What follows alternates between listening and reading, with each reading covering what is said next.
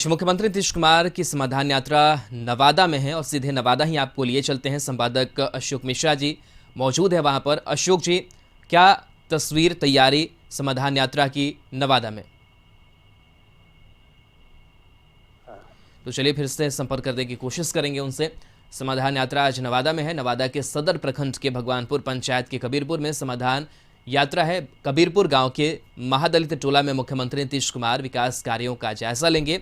पंचायत भवन के पास मत्स्य और बतख पालन, पुस्तकालय और प्रदर्शनी का निरीक्षण करेंगे। और चलिए अब सीधे आपको नवादा लिए चलते हैं। संपादक अशोक मिश्रा जी वहां पर मौजूद हैं। अशोक जी, क्या तैयारी तस्वीरें समाधान यात्रा को लेकर? कट गया।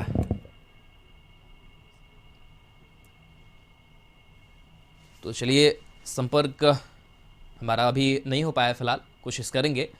तो आज मुख्यमंत्री नीतीश कुमार की समाधान यात्रा नवादा में है और इस को लेकर के तैयारियां पूरी हैं।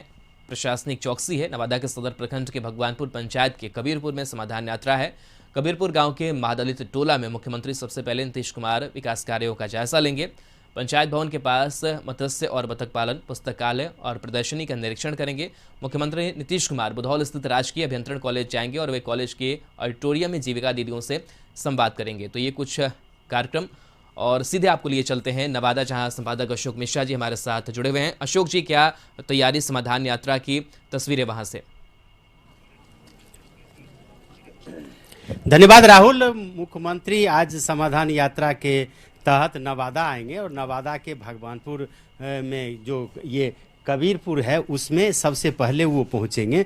और ये महादलितों की बस्ती है, ये महादलितों का यहाँ पे रहना होता है। तो यहाँ सबसे पहले यहाँ जो सरकार के द्वारा काम किए गए हैं, यानी कि सरकार की जो विभिन्न योजनाओं के द्वारा जो भी काम हुए हैं उसका वो निरीक्षण करेंगे। फिर कृषि प्रदर्शनी लगाई गई है कृषि विभाग के द्वारा जो आधुनिक तकनीक से सिंचाई का प्रबंधन किया गया है वो, यानी कि हर घर नली गली के साथ साथ नल जल योजना का भी वो अवलोकन करेंगे। और उसके बाद फिर मुख्यमंत्री यहाँ पे पंचायत सरकार भवन है उसका वो उद्घाटन करेंगे और फिर अन्य कार्यक्रम में जाएंगे। मुख्यमंत्री के आगमन को लेकर के कबीरपुर को दुल्हन की तरह सजाया गया है। आप देख सकते हैं कि इस जो सुदूर ग्रामीण इलाके में भी आज सब कुछ मतलब बदला सा है। लोग यहाँ पे मौजूद हैं और देखिए, ये आप गांव में भी कम से कम सिंचाई की जो व्यवस्था है वो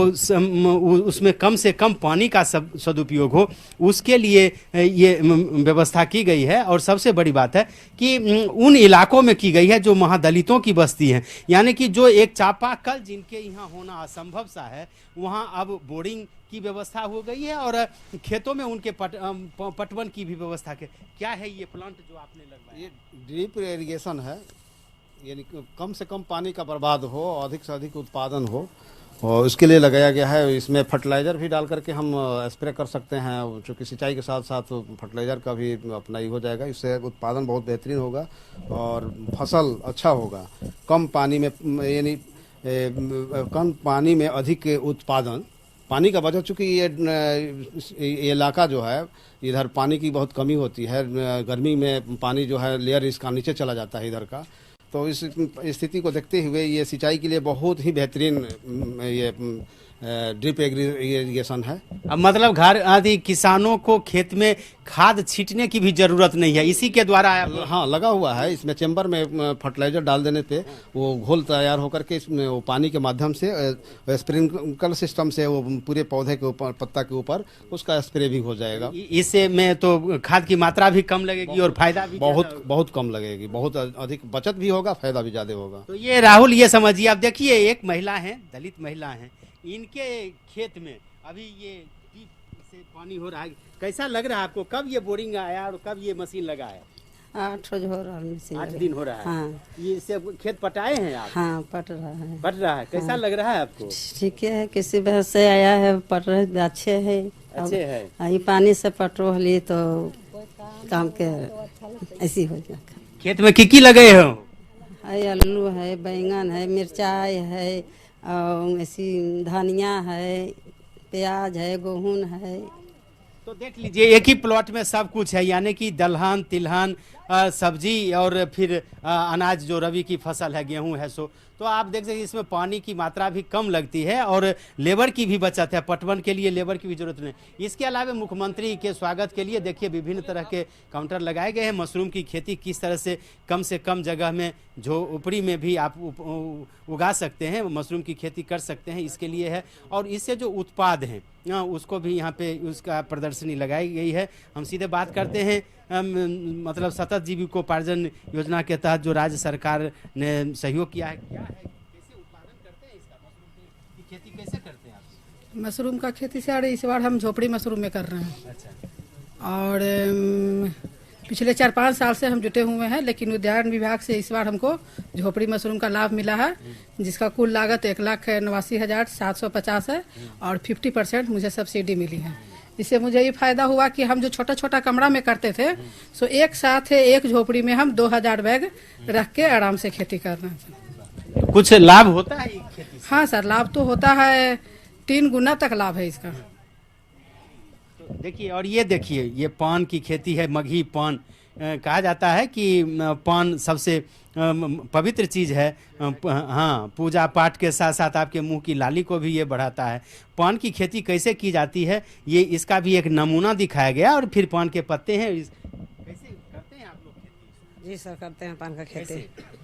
हम लोग 70 हेक्टेयर में कर रहे हैं पान का खेती। 70 हेक्टेयर नवादा जिला में हाँ। 1500 किसान हम लोग करने वाले हैं। और ये डायरेक्टर भी हैं एफपीसी का माध्यम से। 2000 वर्ग मीटर में हम अपना घर में। ये क्या है, ये क्या है?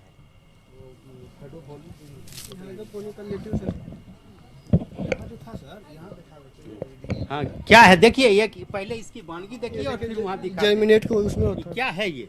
है, लेट्यूस है, बिना मिट्टी का पौधा होता है सर। अच्छा ये जो हाइड्रोपोनिक विधि इसको कहा जाता है। अच्छा। कम स्पेस में, कम जगह में, कम टाइम में और बिना फर्टिलाइजर, बिना कुछ पेस्टिसाइड के बिना ये होता है सर। इसका उपयोग किस काम में आता है? इसमें सलाद में होता है, नहीं तो बड़े बड़े रेस्टोरेंट में जैसे बर्गर में होता है ना, तो उसमें यूज किया जाता है। अभी हम पटना इसको सप्लाई कर रहे हैं। मतलब बर्गर वगैरह में इसको हम use बर्गर किया में जाता और सलाद है। सलाद में भी लोग इसे use फायदेमंद, बहुत शरीर के लिए बहुत फायदेमंद होता है। मतलब पानी की जरूरत है इसमें? हाँ, थोड़ा बहुत सा पानी पानी चाहिए। मिट्टी की जरूरत नहीं मिट्टी की जरूरत नहीं है, है। इसको मतलब जमीन पर भी लगाने की जरूरत नहीं है। तो देखिए ये पूरा छत पे लगाए हुए हैं 500 स्क्वायर मीटर में अच्छा छत पे, तो उसमें 30 से 35 हजार पर मंथ हम इनकम हो रहा है। 30 से 35,000। हाँ, पर मंथ इनकम हो रहा है। अच्छा, देखिए राहुल, ये बदलते बिहार की तस्वीर है, आप देख लीजिए। एक छोटे से पाइप में आप देख लीजिए सलाद का आइटम आप अपना उपजा रहे हैं और इसको लेकर के आप पैसे भी कमा रहे हैं। तो ये इसी का अवलोकन मुख्यमंत्री करेंगे। अब ये देखिए ग्रामीण इलाकों में भी अब पपीते की खेती जो हो रही है उसका ये नमूना है। केला है, पपीता है और सब्जियों की खेती। चूँकि मुख्यमंत्री लगातार कहते रहे हैं कि देश की थाली में, हर थाली में एक बिहारी व्यंजन हो, और उसी की एक वानगी आप देखते हैं। कैसे लगाते हैं, कितने दिनों में ये पपीता तैयार? ये पूरा चक्र 1.5 साल का है और 1.5 साल में प्रति एकड़ 10 लाख रुपए तक बचत आ सकता है। मैंने 10 एकड़ में पपीते की खेती की है और उसके साथ केला का खेती किया। उद्यान विभाग से मुझे उसके लिए अनुदान मिला है। सूक्ष्म सिंचाई पद्धति से मैं इसकी पटवन करता हूँ। और मतलब कहा जा सकता है कि अगर किसान को अपनी दशा बदलनी है तो फल की खेती, इस टाइप की खेती के लिए आपको आना पड़ेगा। मतलब नौकरी करने की जरूरत नहीं है? बिल्कुल नहीं, मैं नौकरी छोड़ कर आया हूँ। मैं प्राइवेट नौकरी करता था, 1 लाख रुपए मेरे सैलरी थी, मैं वो छोड़ के आया हूँ। मैं अपनी खेती कर रहा हूँ। मुझे पूरे बिहार की तरफ से सबसे उत्कृष्ट किसान के लिए अवार्ड मिला है। आपने रोजगार भी अब दे रखा है? बिल्कुल बिल्कुल, मेरे साथ कम से कम 50 लोग लगे हुए हैं इस खेती में। तो ये राहुल, यही है तस्वीर बिहार की, बदलते बिहार की। इसमें देखिए वर्मी कंपोस्ट से किस तरह से सब्जियों की खेती की जाती है, उसका ये नमूना है। यानी कि उर्वरक का प्रयोग आप ना करें और इसके बावजूद भी आपको अच्छी सब्जी आप उपजा सकते हैं। अच्छा, कैसे करते हैं इस खेती? इस खेती को हम केचुआ खाद के द्वारा खेती करते हैं। इसमें रसायन मुक्त खेती करते हैं इसका हम, इसलिए कि मेरे बिहार या पूरे भारत की बात है कि अभी लोग बहुत ज़्यादा बीमार पड़ रहे हैं। रासायनिक उर्वरक का प्रयोग होते होते खेत हमारा मिट्टी बीमार पड़ गया। उसको बचाने के लिए हमने ये जैविक खाद का प्रयोग कर करके, गौमूत्र का सहारा लेकर के मैं पूरे ऑर्गेनिक तरीके से खेती करता हूँ। मूली, टमाटर, बैगन और ये मौसमी का भी खेती करता हूँ। अच्छा, मतलब बिहार में मौसमी भी होने लगा है? जी जी, बिल्कुल हो रहा है।